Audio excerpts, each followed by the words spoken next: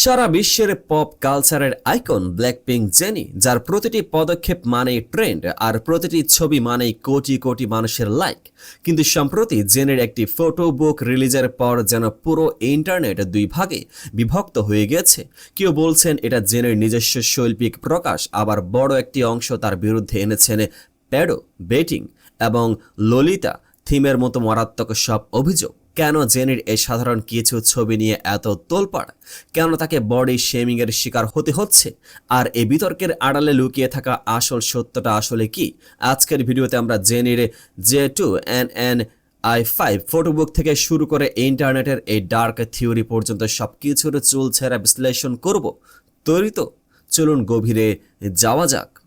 ঘটনার শুরু জেনির একটি বিশেষ প্রদর্শনী বা এক্সিবিশন থেকে। জেনি তার ভক্তদের জন্য নিয়ে এসেছিলেন J2NNI5 নামের একটি ইন পার্সন ইভেন্ট। এই ইভেন্টের পাশাপাশি একটি বিশাল ফটোবুক রিলিজ করা হয়। ভাবুন তো, 625 পৃষ্ঠার একটি ফটোবুক যেখানে জেনির অনেক না দেখা এবং আনরিলিজড মুহূর্ত ফ্রেমবন্দি করা হয়েছে। ভক্তরা অত্যন্ত আগ্রহ নিয়ে এই ফটোবুকটি সংগ্রহ করেন। কিন্তু বিতর্কটা দানা বাঁধে যখন এই বইয়ের কিছু ছবি সোশ্যাল মিডিয়ায় ফাঁস হয়।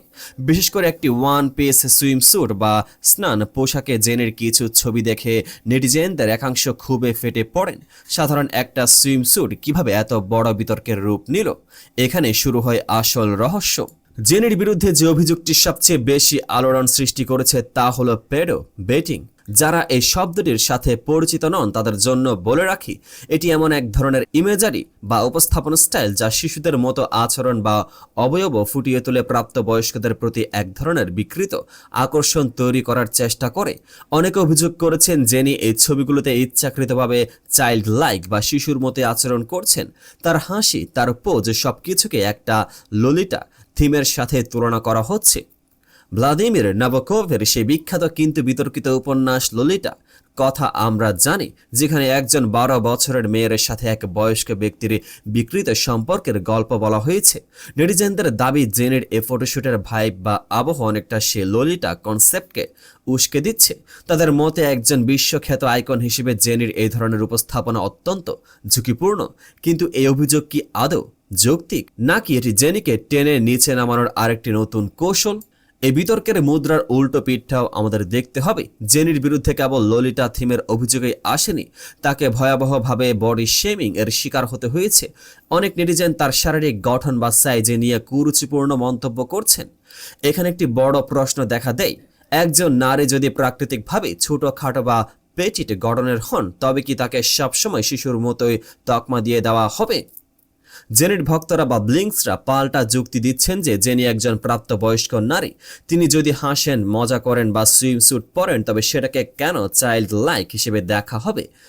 জেনির অপরাধ কি কেবল এটাই যে তার শরীর অনেক বেশি ফিট বা তিনি দেখতে চিরতরুণ? সমালোচকরা বলছেন জেনি তার শারীরিক গঠনকে ব্যবহার করে পুরুষদের এক বিশেষ শ্রেণীর কাছে নিজেকে আবেদনময়ী করছেন।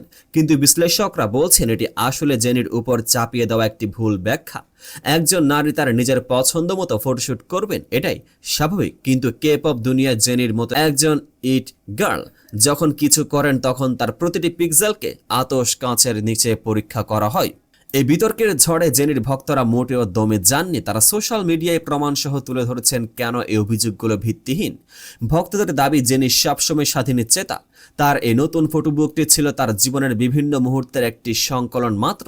সেখানে জেনুইন হাসি বা সাধারণ আনন্দকে কেন বিকৃতভাবে দেখা হচ্ছে তা নিয়ে প্রশ্ন তুলছেন তারা।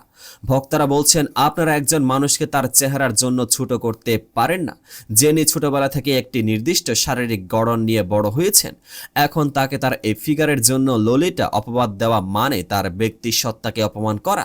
শুধু তাই নয়, কে পপ ইন্ডাস্ট্রিতে নারী আইডলদের উপর যে ধরনের কঠোর মানদণ্ড চাপিয়ে দেওয়া হয়, এই বিতর্কে যেন তারই বহিঃপ্রকাশ। একদিকে তাদের স্লিম হতে বলা হয়, আবার বেশি স্লিম হলে বা হাসি খুশি থাকলে তাদের বিরুদ্ধে উঠে অদ্ভুত সব অভিযোগ। আমাদের গভীরে গিয়ে ভাবতে হবে কেন বারবার জেনিকে টার্গেট করা হয়। এর আগেও তার অভিনয়, তার পোশাক এবং তার ব্যক্তিগত জীবন নিয়ে অসংখ্য বিতর্ক তৈরি করা হয়েছে। ইন্টারনেটে একটি বিশাল অংশ জেনিকে ওভাররেটেড প্রমাণের জন্য সবসময় উৎ পেতে থাকে। এই পেডো বেটিং অভিযোগটি অত্যন্ত স্পর্শকাতর। এই ধরনের শব্দ ব্যবহার করে জেনির ইমেজকে স্থায়ীভাবে ক্ষতিগ্রস্ত করার চেষ্টা করা হচ্ছে কিনা সে সন্দেহ উড়িয়ে দেওয়া যায় না। পেডোফিলিয়া একটি জঘন্য অপরাধ হয়ে, কিন্তু একজন পপস্টার যখন তার আর্ট বা ফটোগ্রাফি প্রকাশ করেন তখন তাকে সরাসরি এই ধরনের অপরাধের সাথে যুক্ত করা কতটা নৈতিক? এটি কি কেবল জেনির প্রতি বিদ্বেষ, নাকি এটি ইন্টারনেটের নতুন কোনো ক্যান্সেল কালচার?